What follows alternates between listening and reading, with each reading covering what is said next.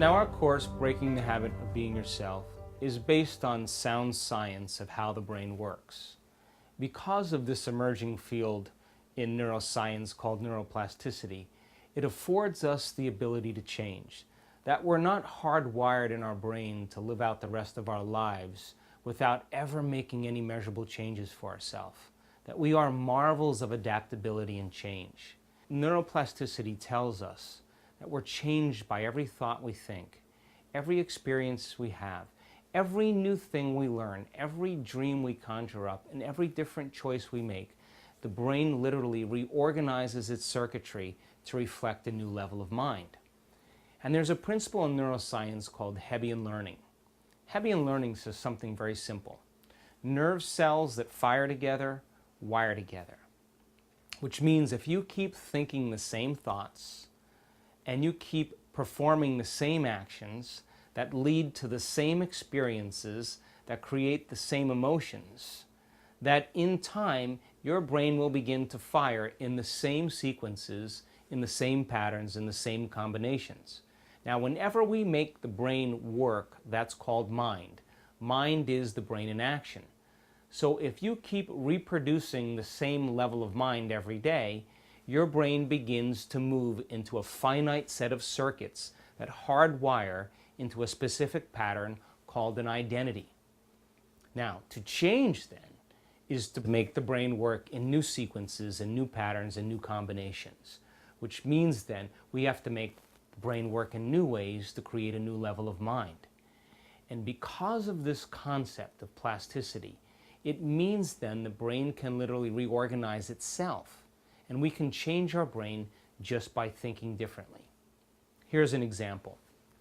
There was an experiment done where they took a group of people that never played the piano before, and they divided them into two different categories.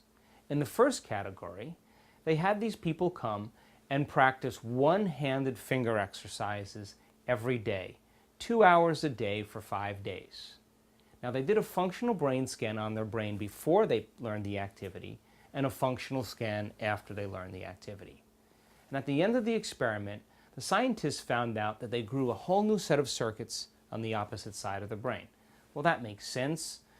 When you learn something new, you make new connections in your brain. That's learning. When you get some instruction, if you get your body involved, you're going to have a new experience. And a new experience enriches circuits in your brain. If you pay attention to what you're doing and you repeat it over and over again, you're going to begin to install neurological circuits, neurological networks to reflect that new level of mind. But in the other group, they had them come for 2 hours a day for 5 days. They did a functional brain scan before they learned the activity and a functional brain scan after. But instead of these people actually coming and physically demonstrating the activity, they had them close their eyes, and in their mind, they had them mentally rehearse the activity. Now, at the end of the experiment, these people grew the same amount of circuits in their brain as the people who physically demonstrated it, which means not only did they change their brain just by thinking differently, but when the brain and mind are truly focused, the brain does not know the difference between the experience that's happening in the outer world and the experience that's happening in the inner world of the mind. So let's look at an example in a work environment. Let's talk about somebody who wants to demonstrate more respect. It would be a good idea that not only did they learn the qualities of a respectful person, not only did they understand what the effects and benefits of respect will create in the workplace, but if that employee began to close their eyes and begin to review and mentally rehearse what respect would look like in their particular post, in their particular position, there's a good possibility that they would begin to install the neurological circuits in their brain ahead of the actual experience. So now they had the hardware in place that when they walked into their physical reality, walked into the situation in their job, that they would begin to have already hardware in place to use when they're in the experience. So our principle, based on the neuroscientific model, is really to empower people to make measurable changes, not just by a loose model of science, but showing them that when they do things differently, when they think things differently, that they produce important changes.